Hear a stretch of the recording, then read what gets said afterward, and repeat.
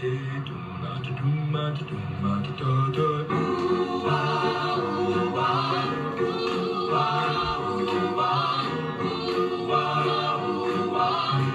do fools fall in love?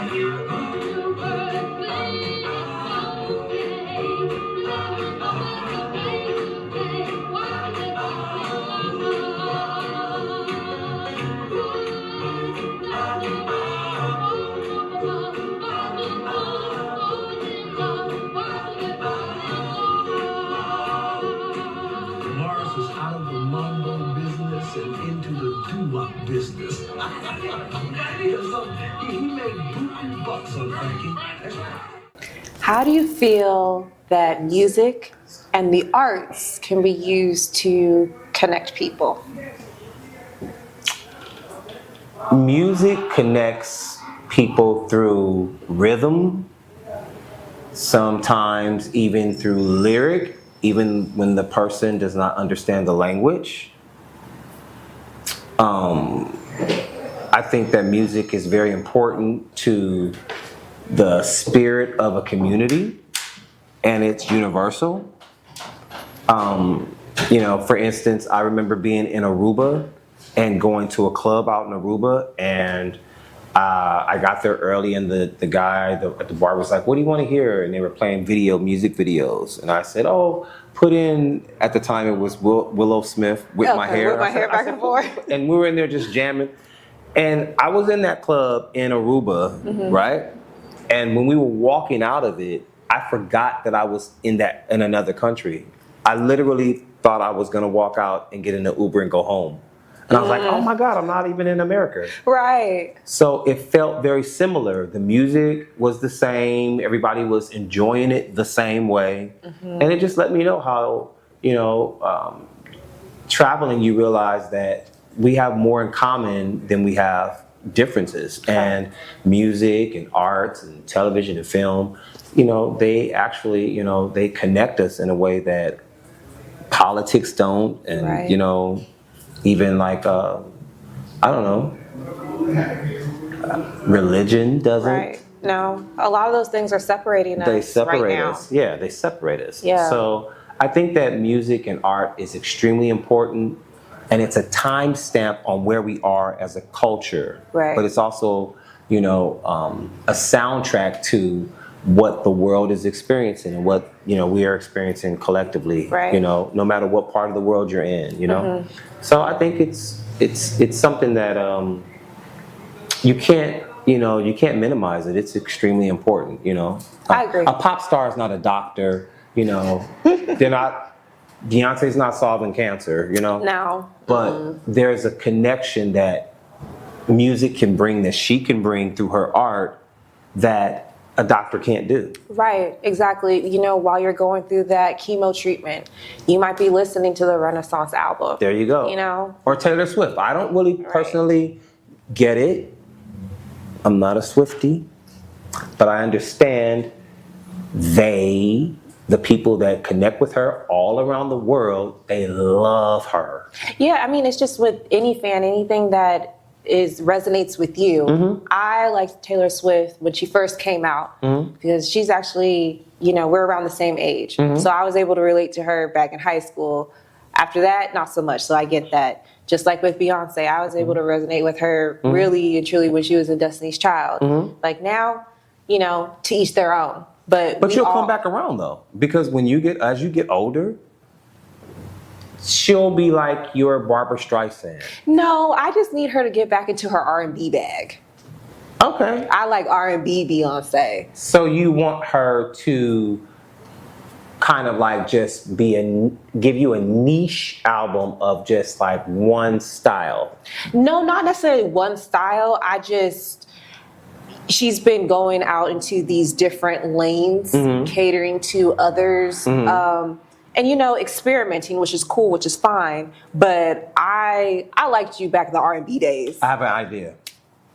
Taylor Swift does an entire album of R&B.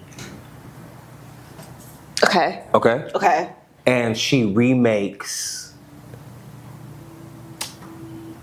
Off the Wall by Michael Jackson.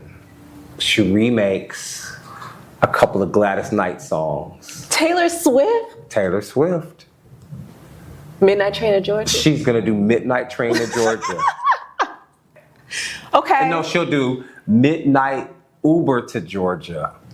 Okay. See? After this comes out, I wouldn't be shocked if there's an AI Midnight Uber to Georgia. I can do that when I get home. I'm gonna do it. Actually, I'm gonna do Taylor Swift doing Gladys Knight Midnight Train to Georgia, and I'm gonna change it to Midnight Uber to Georgia, and it's gonna be very soulful. Okay.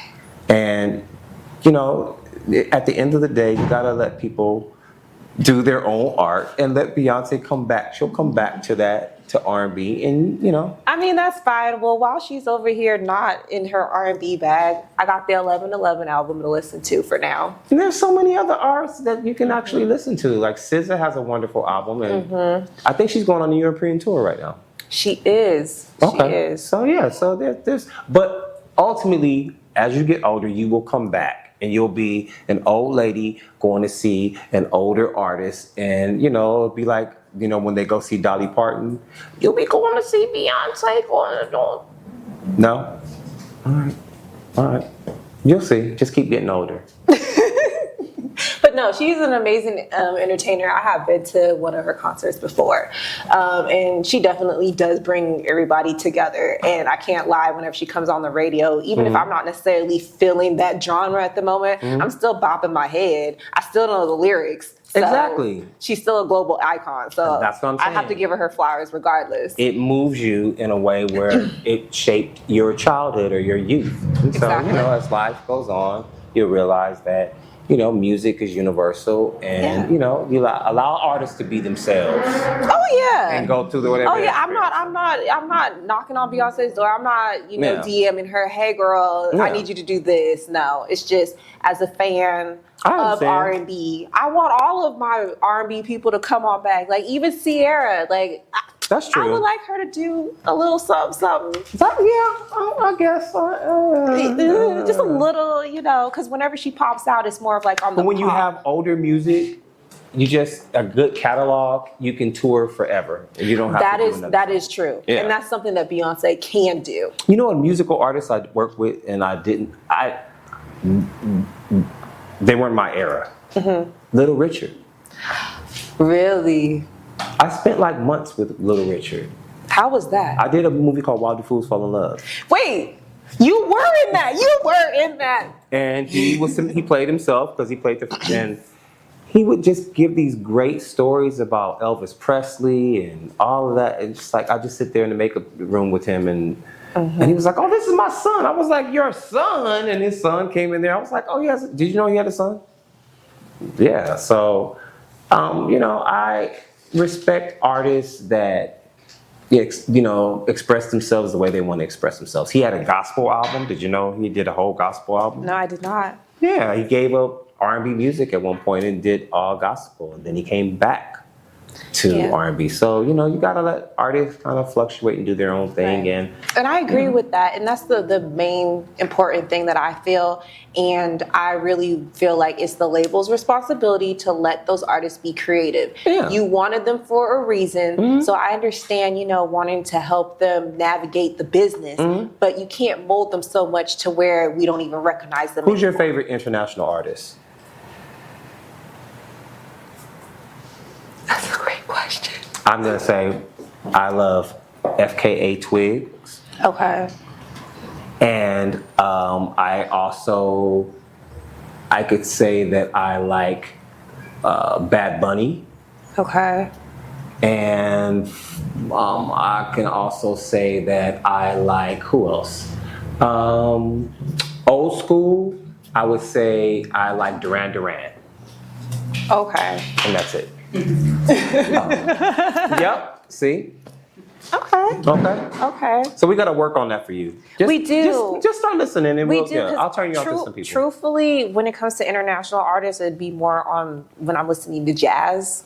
But I couldn't even tell you the artist. I'm bad with that. Like I'll start listening, but I'll like click like on my I'll turn playlist. you on to some really cool R&B international artists. Okay, please do. Okay. Yeah.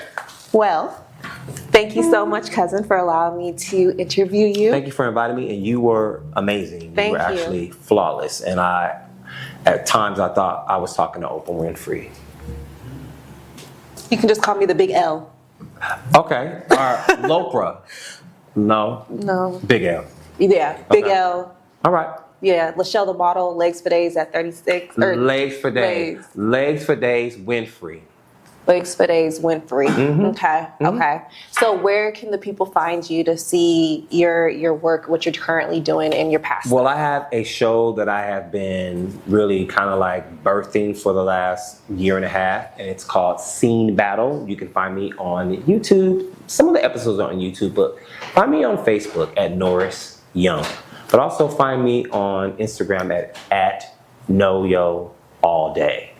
KnowYo All Day. And you'll see my show on there, and it's just basically a show where 3 scenes I pick off the internet, and I judge them and make commentary, and I pick the most fabulous scene. It's a scene battle.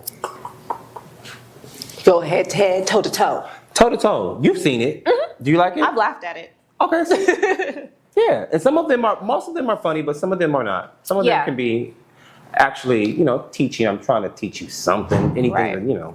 Just a little bit. But, Any and everything can be a teachable moment. anything and everything, but you can also laugh at stuff too. Of course. Yeah, so that's where you can find me. Yeah.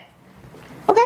Well, thank you everyone for joining us for another episode of Finding Goodness. And goodness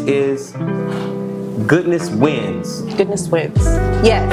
Goodness wins.